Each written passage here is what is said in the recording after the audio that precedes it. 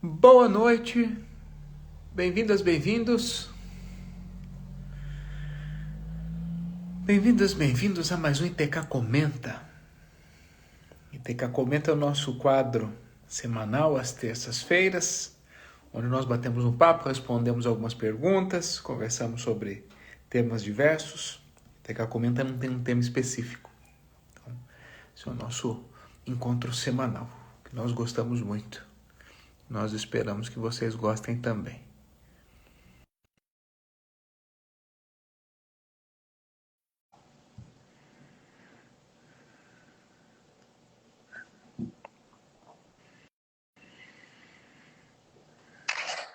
Olá, boa noite, boa noite, boa noite, menino Bruno. Boa noite, querida. Como está hoje? Estou muito bem, obrigada. Que coisa. Sejam bem-vindos, sejam bem-vindas. Cadê o outro? Chegou. O outro chegou. Boa noite, boa noite. Boa noite, boa noite. Deixa eu só pegar as perguntas aqui.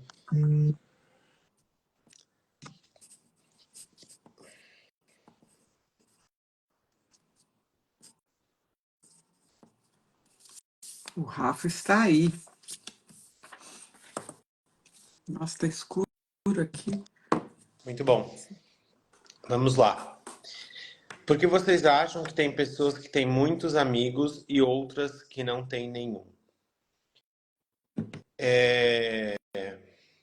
Eu não considero que ninguém tenha muitos amigos, tá? Essa é uma opinião pessoal.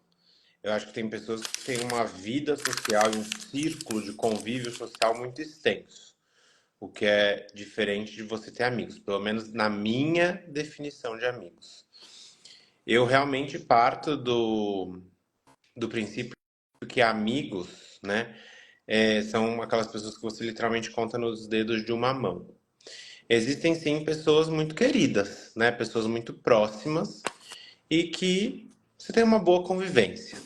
Agora, amigo, né, assim, aquele amigo que eu falo pra vida, eu acho difícil alguém falar que tem muitos amigos. Porque tem gente que de repente você considera que tenha muitos amigos, tem gente que você considera que tenha nenhum. Tem gente que se relaciona muito mais fácil, é muito mais sociável, né? E tem gente que não. E às vezes as pessoas que são mais extrovertidas, mais sociáveis, elas dão a impressão de que elas têm um monte de amigos, sentam na mesa, conversam com qualquer um, etc.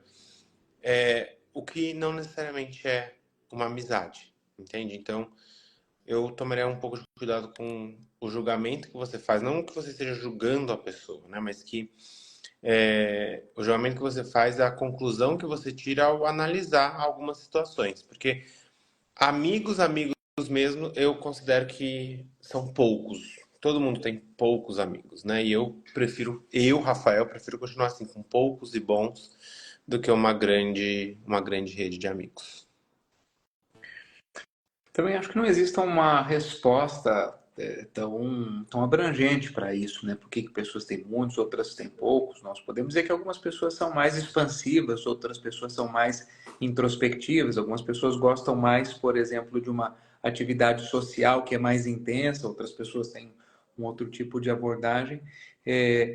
Eu tenho, então, na verdade, isso aqui seria mais uma opinião pessoal, né? O Rafa deu a dele. A minha opinião nesse contexto é que ter amigos dá trabalho. Sustentar relações dá trabalho. A gente precisa investir, a gente tem que regar, a gente tem que cuidar, a gente tem que exercitar a flexibilidade, a gente tem que exercitar diferentes pontos de vistas. A gente tem que reconhecer o que é importante para nós, a gente tem que reconhecer o que é importante para o outro. Então, na minha opinião, ter amigos é uma arte e é um exercício ao qual a gente se dedica, se não diariamente, com muita frequência. Porque a amizade pode parecer clichê, mas é a forma como eu acredito. A amizade é como se fosse uma planta mesmo, que você tem lá que com frequência cuidar, regar, adubar, muitas vezes podar algumas coisas, fazer alguns ajustes. Então, Essa é a minha opinião pessoal. É ter amigos dá trabalho. A gente tem que investir, a gente tem que cuidar. Por isso que algumas pessoas têm mais, outras têm menos, umas investem mais nisso, outras investem menos, algumas escolhem maiores contatos, outras menores contatos, mas esse é o nosso movimento. Muito bom. E também tem relações que você faz um cultivo tão bom, que você planta tão bem, você ara tão bem a terra, você aduba tanto, você cultiva tão bem, que elas permanecem, mesmo quando por alguma razão você não se dedica tanto, mesmo quando por alguma razão você não demanda tanto tempo em continuar aquele cultivo. Por exemplo, amigos que são amigos de infância. Então, na sua infância, aquilo foi tão forte, vocês conviveram tão juntos, vocês criaram raízes, participaram uns das alegrias, das dores, das perdas, das conquistas uns dos outros com tanta conexão, e depois, muitas vezes, a gente se separa, né? Um casa, vai para um lugar, um vai fazer faculdade em outro lugar, o outro vai fazer em outro lugar, mas aquele elo, aquela conexão não se rompe, porque aquela terra foi muito preparada para aquela árvore, né? E a árvore cresceu muito forte, está muito enraizada ali. Ainda assim, aquela árvore precisa de vez em quando você dar uma olhadinha nela, se ela está frutificando, se ela não está, mas não precisa de tantos cuidados quanto amizades que são recentes, que são novas de 5 anos, de 3 anos, né? Então, eu concordo nisso com os meninos. Agora, a minha vivência pessoal, eu tenho pouquíssimos amigos. Eu tenho muitas pessoas que eu gosto muito, de colegas que me fazem bem, que eu dou risada, né? A gente convive com muita gente.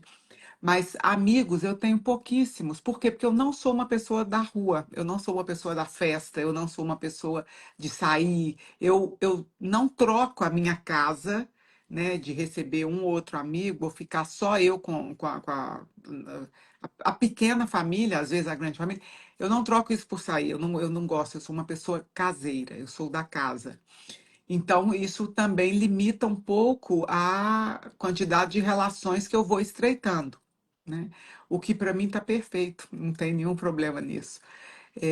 Você só tem que ver quando você faz essa pergunta, você só tem que sentir em você o que está te fazendo falta, o que você atribui. Ter muito amigo significa isso, ter pouco amigo significa aquilo. Eu estou bem do jeito que eu estou, as minhas amizades são aquelas que eu escolhi, que eu quero alimentar, eu cuido delas, para você avaliar como que você funciona, né? Não a referência, ai, tem gente que tem tanto isso, tem tanto aquilo, ok, ela tem tanto isso, tem tanto aquilo, mas eu tenho só um pouquinho assim e tá tudo bem.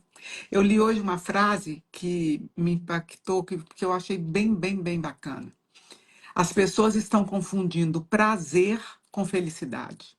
São coisas completamente diferentes, né? A frase é essa: hoje as pessoas estão confundindo prazer com felicidade. E aí, de fato, as coisas são completamente diferentes. Por exemplo, eu adoro caranguejo. O pessoal do Nordeste, do Piauí, me conhece, sabe que eu gosto muito de caranguejo. Eu tenho um prazer enorme. Os meninos detestam, que canseira, ter que quebrar aquilo, é um trabalho. Eu sinto um prazer em quebrar o caranguejo, em comer o caranguejo, fazer. Mas isso não me faz feliz. Me dá prazer. Naquele momento que eu estou comendo o caranguejo, eu sinto prazer. Isso é uma coisa. Felicidade é outra completamente diferente. Não tem nada a ver com eu ter caranguejo ou não ter, eu ter marshmallow assado, que eu também gosto ou não ter. É completamente diferente, né? Então, não confunda prazer com felicidade. Não confunda uma vida social intensa com amigos. É mais ou menos isso que eu quero dizer. Muito bom. Pergunta um pouco polêmica, mas não consigo assumir uma relação com não monogâmico e ele me cobra isso. Como devo agir? Isso parte de novo assim, não tem opinião, né? Assim como a outra. Para mim, Rafael, relacionamento é relacionamento amoroso, né, no contexto dessa pergunta, é eu e uma outra pessoa. Talvez eu seja cabeça fechada, etc. Mas esta é a minha opinião. É o jeito que eu funciono e não tem a possibilidade de ter um relacionamento aberto, de ter um relacionamento a três. Isso é o que eu acredito. Respeito quem não parte desse princípio. Agora, o que eu acho importante quando você traz esse tipo de pergunta? Você pensar o que você acredita. O que para você faz sentido? Se para você faz sentido ter um relacionamento aberto com 10 pessoas, 3, ok. Se isso te faz feliz, se isso te deixa completa, perfeito. Se para você é fundamental você ter um relacionamento que seja monogâmico, então você precisa encontrar alguém que compactue desse mesmo princípio. E, pelo que você traz nessa pergunta, não é esse parceiro com quem você está nesse momento. Se ele opta por ter um relacionamento não monogâmico. Então, é extremamente pessoal. Eu não julgo certo e errado. O que eu acho que é mais importante é você ver o que te faz feliz e o que faz sentido para você. E aí, óbvio, você tem que ser leal a essa sua verdade, entende? Aqui não tem certo e errado, né? Tem o que funciona para cada um. Pode repetir a pergunta, por favor? Se um já dá um trabalho desse, você imagina dois. Eu tenho que repetir 2 vezes a pergunta, pessoal. Não consigo assumir uma relação com um não monogâmico. E ele me cobra isso. Como devo agir? Eu não consigo assumir uma relação com um não monogâmico. Medo do quê? Essa é a pergunta para você. O resto importa pouco. Medo do quê? O que é que você não consegue assumir esse movimento? É para isso que você tem que olhar. Tá? O que é que me limita? É medo do julgamento, medo do que as pessoas vão pensar, medo do risco, medo de me expor? Qual é o ponto? Quando você pode olhar para dentro de você e encontrar qual é o movimento, o que é que me impede de fazer isso? Esse é um ponto importante. Quero fazer isso? Né? Isto é um movimento com o qual eu concordo? Faz sentido na minha vida? Quero. Quero, mas não consigo ainda fazer. Quero assumir, mas não consigo. Ok, o que é que está faltando? Preciso olhar para dentro. Não quero assumir isso, por isso não consigo. Então, o que é que está difícil de dizer um não para o outro? Quais são os movimentos? Mas, mais uma vez, se estivéssemos aqui individualmente, o meu ponto com você seria olhar para esse medo. Medo do quê? Né, que me impede desse novo posicionamento ou dessa decisão que eu preciso tomar ou isso que eu preciso fazer. Esse tipo de situação independe se é monogâmico, se não é, se é isso, se é aquilo, é medo de assumir algo. O que é que está por trás o que é que está por trás desse seu movimento? Então, nossa dica, olhe para o medo. Se quer dar um mergulho, fazendo aqui a nossa propaganda, venha para o LT. No LT, a gente para muitas pessoas, um dos pontos a serem trabalhados no LT é, por exemplo, a insegurança, é, por exemplo, a dúvida, é, por exemplo, a indecisão, é, por exemplo, a tomada de risco. Então, se você sente que quer aprofundar nisso, venha para o LT. Mas olhe para o medo. Se você quer a resposta para essa pergunta, talvez esse seja um bom caminho. A pergunta fica dúbia para mim, porque assim, não consigo assumir uma relação não monogâmica. Se eu parto do princípio eu não consigo assumir, isso significa que você quer, você só não consegue assumir. Ou eu posso partir, não consigo assumir porque eu não quero. Então, fica muito claro isso do que os meninos falaram. A primeira coisa que precisa ser definida é eu quero. Isso ok para mim, faz sentido, ou eu não quero, isso não é ok para mim, não faz sentido para minha vida. Essa é a grande questão. Todo o resto são coisas ao lado. Porque, assim, a questão do julgamento é muito delicado. Porque os nossos julgamentos são movidos pela nossa moral. Eu já falei isso aqui, eu trago muito isso também na força do seu lugar. São movidos pela nossa moral. A questão é que a moral, ela está vinculada ao contexto. Entende? Aqui no contexto, por exemplo, dos americanos, os que moram na América, o Brasil, os Estados Unidos, Chile, México, Argentina, Para nós, a monogamia é algo instituído como correto. É só assim que nós sabemos viver, é só assim que é aceito, teoricamente, pela sociedade. Lá nos países, eh, nos países árabes, nos continentes lá, é outro contexto. Lá é totalmente ok, aceito, possível e verdadeiro as pessoas que não são monogâmicas. Né? O homem ter X mulheres, a mulher ter X homens. Então, e eu não vou entrar nisso aqui, mas a questão que vocês percebem é o contexto. O contexto dita uma regra, uma moral que a gente segue. Então, eu sou monogâmica, mas se eu for para lá, eu vou ser tida como alguém estranha, porque não é o normal. Se eu pego uma mulher de lá e ponho aqui no meu contexto, ela é tida como alguém estranho, porque não é normal. Então, essa não é a questão aqui de julgamento. Não. A questão é: você quer? Quando você fala, não consigo assumir uma relação, não. Você quer? Bom, Carla, eu quero. Realmente eu quero, mas eu não consigo. Então vai cair nisso que o Bruno falou. Então vamos trabalhar isso, eu não consigo. O que que te impede de conseguir ser algo que você quer? Quais são as crenças que tem aí por trás? Quais são os valores, os princípios, os medos, as preocupações que você tem aí por trás? Ou não, não, Carla, isso para mim é inadmissível. Eu não quero, esse tipo de coisa eu não quero. Ok, então tá decidido. Você não quer, então você não tem que assumir. O que você tem que ir é para o lugar que o Rafael falou. Bom, esse tipo de relacionamento para mim não serve. Serve para você ser monogâmico? Não, para mim também não serve. Não serve ser monogâmico. E para mim não serve não ser monogâmico. O que que nós vamos ter que fazer? Cada um respeitosamente segue o seu caminho. Mas a pergunta-chave em cima disso tudo, você percebe o que que é? Não é como devo agir. Que você coloca, não consigo assumir uma relação, como devo agir? Não, a pergunta é, o que eu quero? Responda com muita honestidade para você, só para você, não fala para ninguém. Fala só para você, eu quero ou eu não quero? Você tendo essa resposta clara, você vai conseguir achar seu caminho.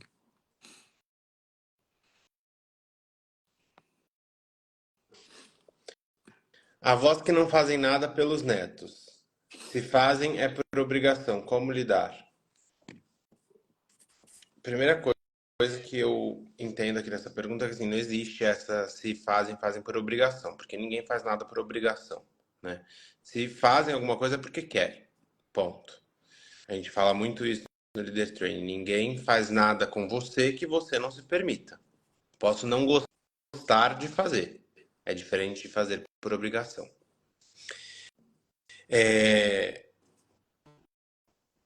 A pergunta que eu faria é: por que você tem que lidar com isso? Se os avós não fazem nada pelos netos, não fazem nada. Ok, tá tudo certo. É uma escolha dos avós, direito dos avós. E ok. Agora, você, pelo que eu entendo, muito provavelmente você é a mãe, né?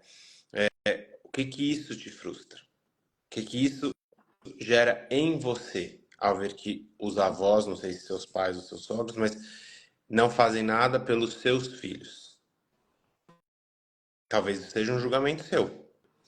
A Carla talvez possa entrar um pouco mais nessa vertente da resposta, mas, por exemplo, se eles nem tivessem feito nada, muito provavelmente nem seus filhos, ou você, seu marido, não sei, nem seus filhos existissem, né? Não sei de lá onde que eles vêm. Então, assim, fizeram, já fizeram o que eles poderiam ter feito, fizeram muito bem feito, né? Agora, o que mais você está querendo deles, não sei. E aí talvez seja mais neste ponto que você precisa dar uma olhada. Entende? O que que você está esperando deles, o que que você está cobrando deles e o que que você não está recebendo ou julga que não está recebendo e o que que isso te causa. Porque nenhum avô, nenhuma avó tem obrigação de fazer absolutamente nada em relação aos netos.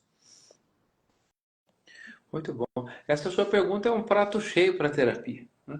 Primeira coisa que eu te perguntaria é qual é o sentimento quando os avós não fazem nada pelos netos. Vamos partir do pressuposto que isso que você está dizendo seja verdadeiro, né? No seu ponto de vista, isso é medo, raiva ou tristeza quando esse tipo de coisa acontece? Ah, fico com muita raiva. Ah, não, fico muito triste. Não, sinto muito medo. Quando você consegue identificar qual é o seu sentimento, a gente pode começar a olhar na sua história. O que é que isso, onde é que isso te pega? Por que é que isso te incomoda? Ah, isso soa para mim como injusto. De onde vem essa injustiça? De onde vem essa sensação? Ah, isso soa para mim como abandono. De onde vem esse abandono? Isso soa para mim como negligência. De onde vem essa negligência? Ah, não, eu fico com muita raiva porque essas são pessoas que já fizeram isso para mim, isso pra... De onde vem essa queixa? Qual é o movimento? O que significa que essa é uma pergunta que tem absoluto a ver com os avós, tem só a ver com você. Como você lida com esse tipo de situação? O que é que isso mobiliza em você? Então, esse deve ser o nosso ponto de atenção, especialmente porque nós não temos gestão sobre aquela que é a conduta dos avós. Se é certa, se é errada, se você concorda, se você não concorda, isso é irrelevante. A questão é que isso mobiliza algo em você que te incomoda a ponto de você fazer uma pergunta. Então, nós precisamos de uma caminhada pessoal para entender o que é que está pegando aqui dentro que isso me machuca tanto ou que isso me incomoda tanto. Quando eu puder cuidar disso dentro de mim, eu vou poder olhar para esses avós e dizer: ok, eles são assim. Me desconforta, não é muito o meu movimento, mas pronto. É o que temos para hoje, mas sem que isso mobilize uma emoção tão grande. Então, primeiro, identifique qual é o sentimento, né? O que é que está mobilizando aí? E de onde vem isso? E aí talvez a gente possa aprofundar um pouco mais nesse seu tema. Eu sugiro fortemente que você venha para a força do seu lugar, o meu workshop que vai acontecer no dia 23 de agosto. É, Você sabia que quando você que fez essa pergunta, estava dentro da barriga da sua mãe, ali naquele lugar, já estava desenvolvido, ou dependendo da fase da gestação, já estava desenvolvendo em você, ou estava pronto, os óvulos que os netos daquela mulher iam, iam ser feitos de, né? Então, quando você estava dentro da barriga da sua mãe, você já estava com você tendo os seus filhos com você. Então, aquela mulher que é a avó, ela carregou a sua mãe e carregou você indiretamente dentro, né? Carregou, se você é o neto, não sei. Mas o que geralmente vem atrelado a isso é uma exigência de uma reparação. Então, é como se assim, sabe o que o Bruno falou assim, busca dentro de você qual que é o sentimento que tem aí. O meu sentimento é de falta. O meu sentimento é que não me deu o que eu merecia. O que me deu não foi suficiente. Aquilo que você me proporcionou não foi suficiente. Agora você faz a mesma coisa com os meus filhos, né? Se no caso você é a mãe, não o neto, né? Ou o neto também se sente desse jeito. O frigir dos ovos é assim: eu exijo uma reparação pelo que vocês não fizeram. Só que o não fizeram está em nós, não está neles. Sabe por quê? Você fala, os avós que não fazem nada pelos netos, não sei problema. E o que eles já fizeram? E essa mulher e esse homem que em algum momento resolveram levar uma vida à frente, e essa vida era o seu pai e a sua mãe. Se não existissem eles, você não estava aqui fazendo essa pergunta, né? Então, e o que eles já fizeram? E todo o esforço que eles fizeram para educar e para criar uma criança pequena, que um dia iria crescer e ia ter filhos que seriam os netos deles. Então, como que você invalida tudo que eles já fizeram? Será que você faria mesmo tão melhor do que eles? Então a pergunta é: qual é a sua exigência? Você está exigindo o quê ainda? Você acha que eles precisam te dar? Pensa nisso. Busca, que esse é um buraco seu. Porque enquanto você estiver deste lugar, dessa exigência, esses avós podem fazer o que quiser, o que você quiser para esses netos. Podem estender tapete vermelho para esses netos, que não vai ser suficiente. Porque o buraco está em você. Tá bom? Avalie vir para a força do seu lugar, dia 23 de agosto. Lá isso tudo pode ser muito bem esclarecido. Vamos lá para a última. Como fazer para os nossos filhos sentirem que precisam fazer o LT?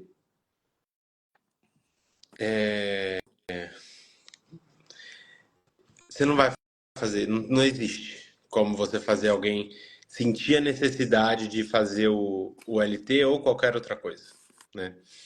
Especificamente do Leader Training,